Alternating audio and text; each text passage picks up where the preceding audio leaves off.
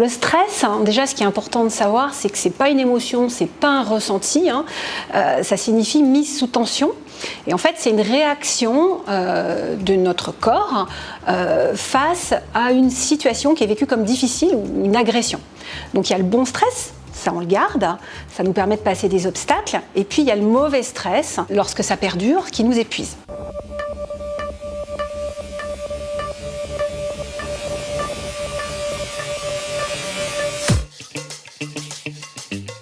Actuellement, nous sommes vraiment dans une période de changement. En fait, ça bouge vite.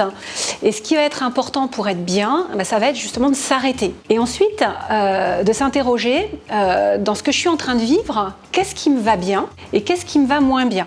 Et moi, ce que je conseille aussi, c'est de l'écrire sur un petit cahier, page de gauche, qu'est-ce qui me va bien, qu'est-ce qui me va moins bien. Et ensuite, de choisir. En fait, la sérénité, ça passe d'abord par le fait de prendre un temps, d'analyser la situation et puis ensuite de décider. Donc de ne pas être tout le temps dans la réaction immédiate.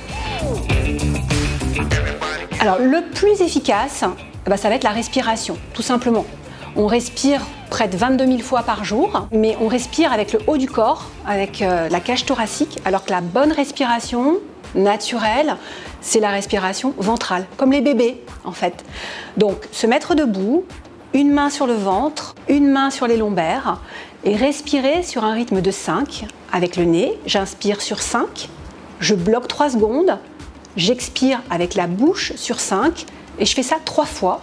Je peux même le faire au bureau, dans les toilettes ou dans quelque part où je suis tranquille. Et ça, c'est radical.